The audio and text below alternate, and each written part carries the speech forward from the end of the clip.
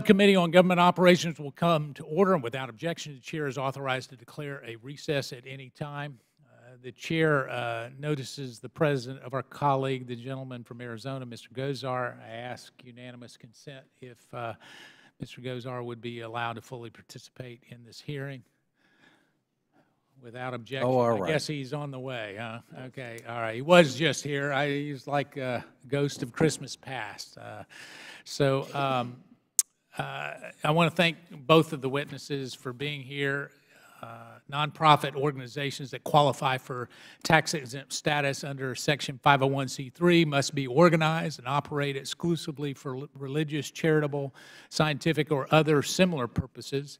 Clinton Foundation is registered as a 501c3 but continues to come under scrutiny for allegations of pay-to-play transactions and failure to meet requirements to retain the tax-exempt status.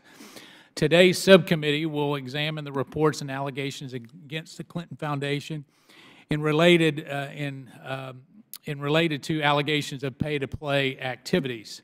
This subcommittee will also hear testimony from whistleblowers alleging the abuse of the charitable organization's status by the Clinton Foundation. And just recently, the Clinton Foundation was back in the news due to a sharp decrease in donations from fiscal year 2016 to fiscal year 2017. The donations to the foundation were $63 million in 2016 and only $26.6 million in 2017.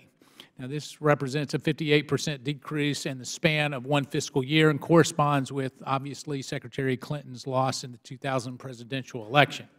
Now, several reports suggest that the decrease in donations could reflect a pay-to-play activity in the years prior to the decline in donations.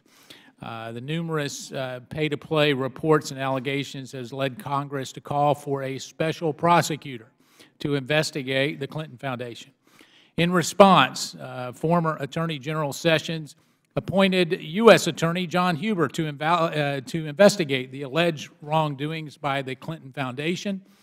Mr. Huber was asked to join us this afternoon and update the committee on the operations and progress of his investigation, and unfortunately, DOJ has been unwilling to make him available. Now, I find this not only frustrating for me, but frustrating for the American people. If indeed a special prosecutor was not appointed and Mr. Huber was supposed to take that role, then why indeed have we not heard from him publicly in almost 9 months? And so, sadly, we will look at his loss of testimony today as perhaps an indictment on his inability to provide transparent oversight testimony before this committee. Now, the IRS was also scheduled to attend for this 501c3 registration oversight and the potential claims of the whistleblowers. And sadly, Mr. Horton was unable to attend due to a death in his family. This is certainly recognized as a legitimate excuse, and my thoughts and prayers go out to him and his family in this tough time.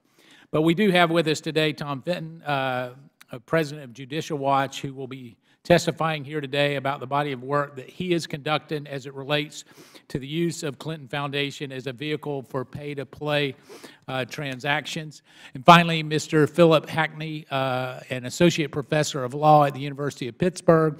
He rounds out our first panel and will discuss the allegations against the Trump Foundation that we have where there has been the subject of media reports as well. The committee has also received over 1,300 pages of documents from the whistleblowers' claims that they've submitted to the IRS. These documents are part of a larger 48-page whistleblower claim submission with 95 formal exhibits, as much as approximately 6,000 pages of documents, and the claims allege abuse of charitable organization status by the Clinton Foundation. To further discuss their claims, we'll be joined by Mr. Lawrence Doyle and Mr. John Monahan on a separate panel following our current witnesses. I'd like to thank everyone for being here today and look forward to your testimony. I now recognize the ranking member, my good friend